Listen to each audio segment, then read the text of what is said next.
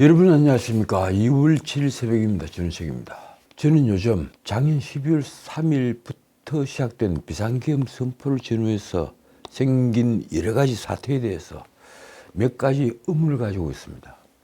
예컨대 내란죄 수사권이 없는 공수처가 신청한 내란죄 우두머리, 내란 수괴, 윤석열 구속영장이 어떻게 합법이 될 수 있는가 하는 의문입니다. 어느 신문도 이 문제를 일면 헤드라인에 걸지 않았습니다. 나는 만에 하나라도 이것이 불법 영장이라면, 제 생각처럼 불법 영장이라면 이 나라는 문명국이 아니라는 증거가 될 것입니다. 또 다른 의문들 중에 하나, 조조 경찰청장과 김봉식 서울경찰청장, 이 경찰청의 1인자 2인자들입니다. 그런데 이 두 사람을 경찰 특수본이 구속한 사실입니다. 지난해 12월 12일 경찰청 국가수사본부는 조 경찰청장과 김 서울경찰청장에 대해서 형법상 내란 혐의로 구속영장을 신청했습니다. 경찰청의 1인자를 4인자가 구속했다는 것은 누군가가 구속을 지휘했다는 말입니다.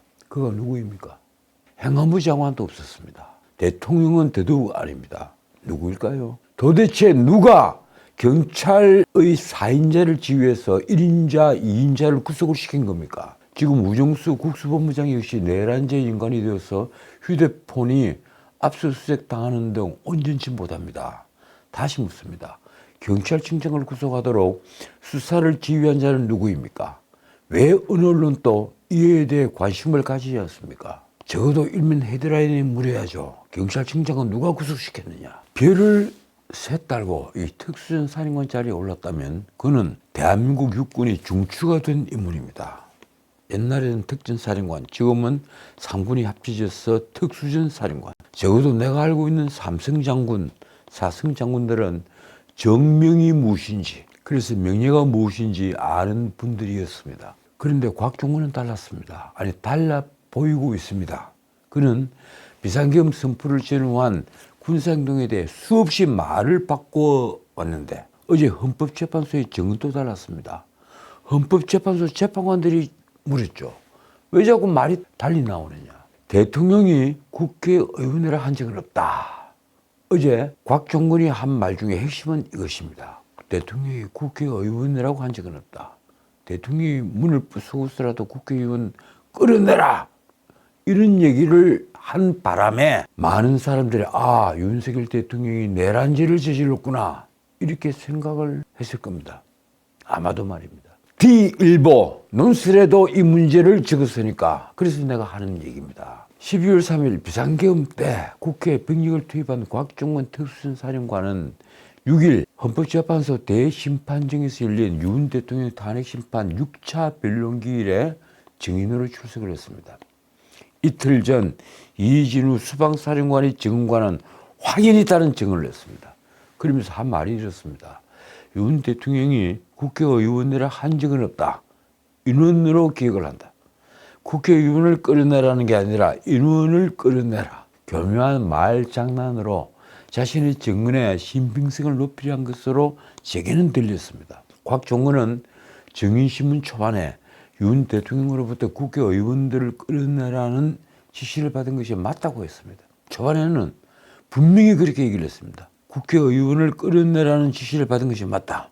그러나 정영식 재판관이 거듭 확인을 하자 말을 바꿨습니다. 국회의원은 듣지 않은 걸로 기억한다. 정영식 헌재 재판관은 곽종근에게 이렇게 말했습니다. 증인 진술이 달라지니까 문제가 된다. 생각이나 해석은 빼고 오로지 들은 얘기만 말씀해보라. 쉽게 말해서 경험만 얘기를 하라. 이렇게 추궁을 한 겁니다. 그 뒤 정영식은 윤 대통령으로부터 들었다는 말의 사실관계를 하나하나씩 다시 곽종근에게 확인을 했습니다. 정 재판관은 먼저 아직 의결 정족수가 안 채워진 것 같다고 했느냐. 쉽게 말해서 150명 의결 정족수가 채워지지 않았다. 이렇게 얘기를 하더냐. 이렇게 묻자 곽종근은 맞습니다. 라고 대답을 했습니다. 이어 정영식 재판관이 150명 얘기를 했느냐. 이렇게 다시 묻자 당장 곽종훈이 대답이 흔들렸습니다. 계엄 해제 요구를 할 수 있는 정족수는 과반수니까 150명이죠. 그런데 곽종훈이 대답이 흔들린 겁니다. 당시에는 기억이 없는데 나중에 다른 사람이 제가 그런 말 했다고 얘기를 해서 생각이 났다. 이게 무슨 말인가요? 저도 법을 파먹은 지 정말 오래되는데 이런 식의 증언을 하는 사람을 제가 본 적이 없습니다. 기억이 없는데 나중에 나를 아는 사람이 내가 그런 말을 했다고 얘기를 하더라. 그래서 내가 생각이 났다. 참 기가 막힙니다. 다른 사람이 내가 한 말을 얘기를 해줘서 기억이 났다는 것입니다. 정영식 재판관이 다시 물었습니다. 다른 사람 얘기 다 제외하고 정인의 기억만 말을 해달라. 기억의 150명 얘기는 당시에 들었느냐. 곽종훈은 나중에 기억이 났다고 대답을 했습니다. 정 재판관이 다시 물었습니다. 국회 안에 있는 사람들 데리고 들어와라고 했느냐? 곽종훈이 대답합니다. 빨리 국회 문을 부수고 들어가서 안에 있는 인원들을 밖으로 끄집어내라. 이렇게 기억을 한다. 그러자 정영식 재판관이 이렇게 물었습니다. 국회의원이란 말은 안 했느냐? 곽종훈이 답합니다. 의원이라는 말은 자수서에 안 썼다. 정 재판관이 재차 인원 있냐라고 하자 곽종훈이 답이 이렇습니다. 안에 있는 인원을 끄집어내라고 했다. 당시 본청 안에는 국회의원과 보좌관들 그리고 일반인들이 혼재해 있었습니다. 그리고 본회의장 안에는 국회의원뿐 아니라 한동훈 같은 국회의원이 아닌 사람도 있었습니다. 그런데 멀리 떨어진 곳에 있는 대통령이 하필이면 평소 쓰지도 않는 인원이라는 이상한 용어를 사용하면서 특전사에서나 사용하는 이상한 용어를 사용하면서 인원을 끌어내라 이렇게 했다는 말입니까? 오히려 대통령이 그런 말을 썼다는 것보다는 김용현 국방부 장관이 이 곽종훈에게 인원을 요원을 빼내라 이렇게 지시를 했다는 말이 오히려 가능성이 돼 있지 않습니까? 이 뒤의 얘기는 김병주 TV에서 곽종훈이 한 얘기입니다. 김병주 TV에서 곽종훈이 인원을 요원을 빼내라 이렇게 들었어요. 이러니까 옆에 있는 박선원이 국회의원을 끌어내라? 이러니까 다시 김병주가 묻습니다. 국회의원을 끌어내란 말이죠? 하니까 예 이렇게 대답을 하는 겁니다. 어제 중계방송을 보신 분들은 다들 아시겠지만 윤 대통령은 사람이라는 말은 내가 쓰지 인원이라는 말은 쓰지 않는다고 했습니다. 그 말이 일리가 있지 않습니까? 다시 한 번 더 설명을 드리죠. 김병주 TV의 당시 영상을 보면 김병주와 박선원 의원 사이에 곽종훈이 앉아 있습니다. 그래서 곽종훈이 하는 말이 인원을 요원을 빼내라 이렇게 했다고 증언하는 내용이 아주 또렷이 들립니다. 자 그러자 박선원이 국회의원이라고 나름대로 옆에서 정정을 해줬고 김병주는 국회의원을 끌어내란 것이었는가요? 라고 완전히 다른 내용의 진술로 유도를 합니다. 자 여기서 한 말씀만 더 드리겠습니다. 김병주가 살인관일 때 이 곽종훈이 밑에 참모를 했습니다. 이걸 우리가 어떻게 이해를 해야 합니까? 만약 미국 같으면 곽종훈이 증언은 김병주, 박선원 그리고 또 하나 만난 분이 있죠. 박범계 우리 법 연구회 출신입니다. 김병주, 박선원, 박범계 등을 만나 사전 조율이 되어 완벽하게 오염된 것으로서 전혀 정언의 가치를 인정받지 못할 것입니다. 이 오염된 정언 논리를 잘 알고 있는 정영식 재판관이 다시 국회의원이라는 말은 아니느냐? 들은 기억이 있느냐? 이렇게 묻습니다. 그러자 곽종훈의 답이 이렇습니다. 전화로 들은 표현은 인원이다. 그래 대통령이 전화로 인원을 빼내라 이렇게 얘기를 했다는 겁니다. 다시 정 재판관이 150명은 언제 얘기를 했느냐라고 묻자 곽종훈은 이건 대통령 얘기 아니다. 김용현 전 장관 얘기다. 이렇게 다시 말을 정정합니다. 참 기가 막힙니다. 이에 앞서 곽종훈은 국회 측 대리인이 윤 대통령이 데리고 나오라고 지시한 대상이 국회의원이 맞느냐 이렇게 묻자 그때는 또 정확히 맞다 이렇게 또 대답을 합니다. 곽종훈의 증언이 이렇습니다. 당시 707 특수임무단 인원은 국회 정문 앞에서 대치하는 상황으로 본관 건물 안쪽으로는 인원이 안 들어가 있는 상태였다. 그 상태에서 전화를 받았고 본관 안에는 작전 요원들이 없었기 때문에 당연히 국회의원이라고 이해를 했다. 자, 그래서 대통령이 평소 쓰지도 않는 인원이라는 말을 사용을 하면서 자신에게 인원을 끌어내라고 했다는 것입니까? 다시 묻겠습니다. 정말 대통령이 인원을 끌어내라 이렇게 직접적인 지시를 했다는 것입니까? 곽종원이 검찰 조사에서 한 진술은 이렇게 알려져 있습니다. 윤 대통령이 4일 0시 30분경에 다시 직접 제 비아폰으로 전화를 걸어와 아직 국회 의결 정족수가 안 채워진 것 같다. 국회 안으로 들어가 의사당한 사람들 빨리 데리고 나와라. 이렇게 지시를 하셨다. 그래, 진술이 다 틀리는 겁니다. 이 국회 측 대리인이 이런 조서를 언급하면서 검찰 조서 진술이 사실이냐 또 이렇게 물었습니다. 그러자 곽종원은 그렇다고 대답을 합니다. 곽종원은 김용현 전 장관으로부터도 국회의원이 150명이 되지 않도록 국회의사당 출입을 봉쇄하고 의사당 안으로 들어가 의원들을 데리고 나오라는 지시를 받았다고 말했습니다. 그런 지시를 한 사람은 아무도 없는데 본인은 그렇게 계속 강조를 합니다. 난 그런 지시를 받았다. 어떤 의미에서 수방사령관은 이미 양심선언을 해버렸죠. 사실은 대통령은 끌어내란 말 일치하지 않았다. 이런 진술을 했죠. 이틀 전에 말입니다. 자, 답답해진 윤 대통령 변호인이 또 이렇게 묻습니다. 사령관 스스로 국회의원이라고 이해를 했다는 거 아니냐. 보좌관 등 수천 명 중에 사람이라는 용어가 꼭 국회의원을 말한 것은 아니지 않느냐.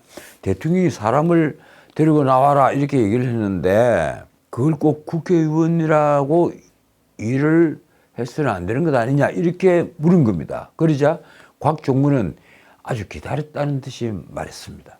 아니다. 정확하다. 본회의장에 국회의원들이 여러 명 들어가는 상황이었기 때문에 그렇게 이해를 했다. 자, 그런데 다시 말씀드리지만 가장 정확한 진술은 김병주 TV에 나와서 인원을 요원을 빼내라고 말한 게 아닐까요? 윤 대통령 측 변호인이 곽종원에게 물었습니다. 이 검찰 진술에는 문을 부수고 들어가라 하는 내용이 없는데 국회에서는 말이 바뀐다. 왜 국회에서는 문을 부수고서라도 국회의원을 끌어내라 이렇게 정언을 했느냐 이렇게 물은 겁니다. 자, 그러자 곽종원은 이렇게 받아낸 겁니다. 제가 군생활 34년 하면서 국군 통수권자인 대통령님이 말하는데 차마 제가 검찰 자수서에 그렇게 쓸 수 없었다. 그래서 용어를 순화해서 쓴 것이다. 말하자면 문을 부수고를 문을 열고라고 했고 끌어내라는 것을 데리고 나와라 이렇게 쓰는 등 언어를 순화했다는 것입니다. 그러면서 한술 더 떴습니다. 이 같은 내용이 어떠한 영향력을 미칠지 알고 있어서 민주당 김병주 의원 유튜브에서는 언급을 하지 않았다. 그러나 국회 국방위에서 여야 의원들 앞에서 말씀드리고 검찰 자수서에 정확히 썼다. 곽종원은 비상계엄 당시 전투통제실 마이크가 켜져 있어서 윤 대통령과 김용현 전 국방부 장관으로부터 지시받은 내용이 생중계가 됐다고 밝히기도 했습니다. 자, 그러면 들은 사람이 많이 있겠죠. 그러면서 공소장에 있는 해당 발언은 제가 하라고 지시한 게 아니라 대통령과 김용현 장관 지시 내용에 대해 현장 지휘관들과 논의한 과정이 적혀 있는 것이라고 했습니다. 검찰이 공소장에 쓴 내용은 이렇습니다. 윤 대통령이 곽종원에게 전화를 해서 국회 내 의결 정족수가 안 채워진 것 같으니 빨리 국회 안으로 들어가서 의사당 안에 있는 사람들을 데리고 나와라. 문짝을 도끼로 부수고서라도 안으로 들어가서 다 끄집어내라는 지시를 했다. 그렇다면 과연 어디서부터 어디까지 허구이며 무엇이 진실일까요?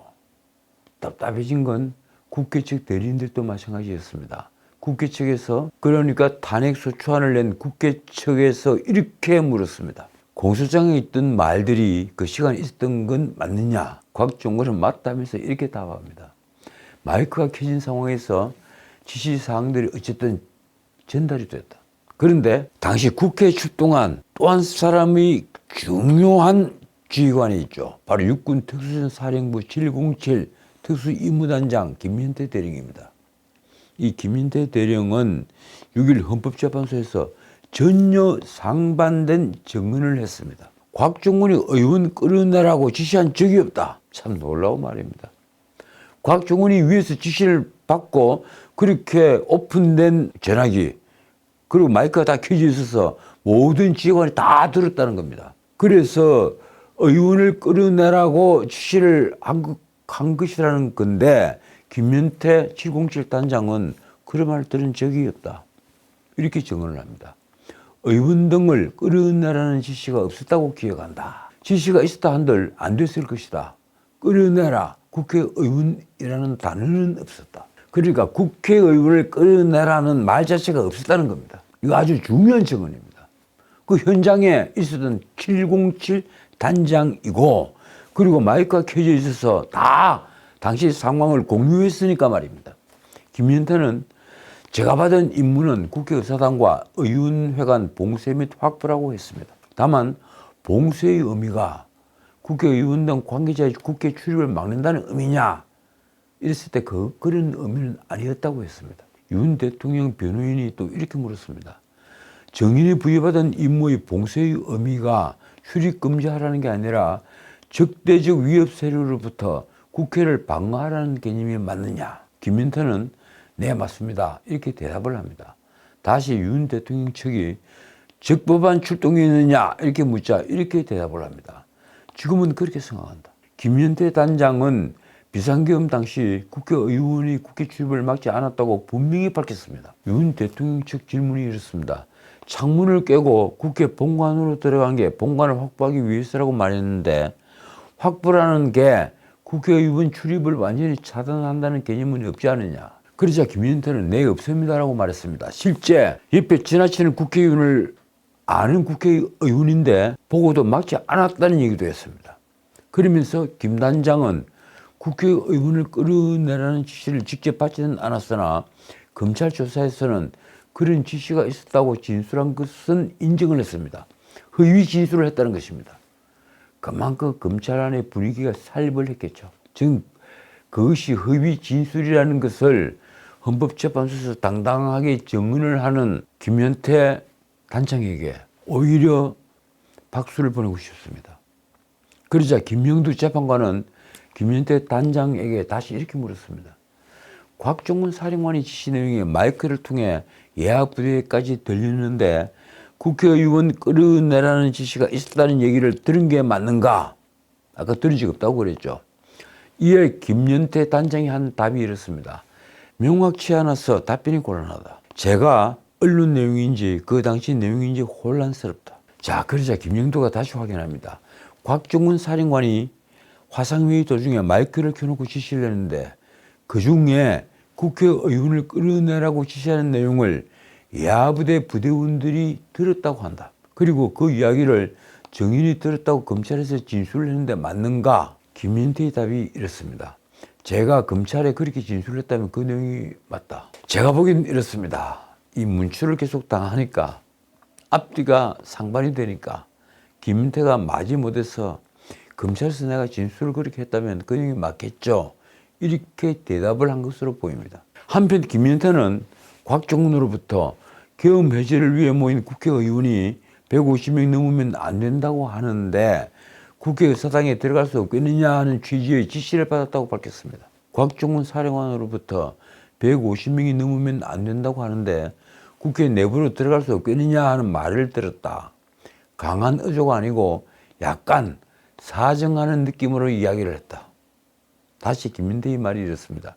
당시에는 150명의 의미를 생각하지도 않았고 들어갈 수 있겠느냐는 단어에 바로 안 됩니다라고 대답을 하고 통화를 끝냈다. 150명이 국회의 계엄해제 의결을 위한 정죽수라는 것을 생각하지 못했다는 말입니다. 아니 모르고 있었겠죠. 어쨌든 김연태는 당시 곽종훈 사령관이 특정인으로부터 듣고 전달하는 뉘앙스였다고 했습니다. 그러면서 해당 내용을 곽 사령관에게 전달한 인물에 대해서는 상급 지휘관 정도로만 생각을 했고 누군지는 명확하게 생각하지 않았다고 했습니다. 한편 김연태는 비상계엄 당일 곽종훈으로부터 국회의사당 안의 전기라도 차단할 수 있는 방법이 없겠느냐 하는 지시를 받았다고도 했습니다. 단전 지시와 관련해서 윤 대통령 측이 묻자 이렇게 대답을 했습니다. 12월 4일 0시 50분 통화 기록이 있었다. 2층에서도 진입이 안 돼서 높은 곳에 올라가려고 하던 중에 사령관에게 전화를 하자 그때 전기라도 차단할 수 있는 방법이 없겠느냐라고 해서 찾아보겠다고 한 뒤에 지하로 이동을 했다. 김인태 단장은 당시 국회에 투입된 707 특임대원은 자신까지 포함해서 모두 97명이라고 했습니다. 창문을 깬 것은 자신의 판단이었습니다. 국회에 사람이 별로 없으리라 생각했는데 정문에 사람이 많이 몰려있는 것을 보고 당황해서 제 판단으로 창문을 깨고 들어가라고 지시했다. 그는 출동 당시에 가져간 케이블 타이는 국회 문을 봉쇄하려던 것이라고 설명했습니다. 국회 외곽문을 케이블 타이로 다 묶으면 된다고 생각했다. 문을 봉쇄할 목적이었고 사람은 전혀 아니었다. 사람을 첩보해서 묶어드리고 케이블 타이를 들고 간 것이 아니라 문을 외부에서 열지 못하게 하기 위해서 케이블 타이를 사용을 했다는 겁니다. 김인태는 작년 12월 9일 기자회견에서는 케이블 타이를 가져간 것은 사람 포박용이라고 했습니다. 인원을 포박할 수 있는 케이블 타이 이런 것들을 잘 챙기라고 다시 한번 강조했다. 그렇게 말을 했는데 이분의 말을 또 바꾼 것입니다. 계엄군도 군인인데 이 실탄을 가져간 것도 문제가 됐습니다. 이것도 재밌습니다. 김인태 단장은 헬기에 소총용과 권총용 실탄을 실어갔다고 했습니다. 제가 군에 있을 때는 그렇습니다. 병력이 이동할 때 자동으로 실탄을 갑니다. 그리고 장교들은 개인 화기에 실탄을 미리 다 지급을 해줍니다. 근데 요즘은 실탄을 차로 실어서 뒤에 따라가는 모양입니다. 그는 국회 측이 실탄을 가져간다는 것은 총기 사용 가능성이 있을 수 있다는 것 아닌가라는 국회 측의 질문에 이렇게 대답을 합니다. 그렇다. 군인은 실전이든 훈련이든 항상 실탄을 가져간다. 당연한 얘기죠. 실탄도 가져가지 않고 빈 총만 차고 간다면 그게 군인입니까? 다시 김민태의 대답입니다. 그 이유는 유사시의 대비서인데 유사시는 순수하게 적에 대한 것이고 국지 도발과 테러 상황에 한정되어 있다. 자, 어떻든 누구 말이 맞을까요? 12월 3일 비상계엄 당시에 윤 대통령에게 수차례 국회의원 체포 지시를 받았다고 검찰에 진술을 했던 이진우 수방사령관은 제가 지난 방송에서 말씀드린 대로 4일 윤 대통령 탄핵 심판 정원에서 자신의 검찰 진술을 완전히 뒤집었습니다. 그는 당시 계엄 선포의 적법성 여부를 따질 상황이 아니었고 명령을 따르는 게 정당했다고 주장을 했습니다.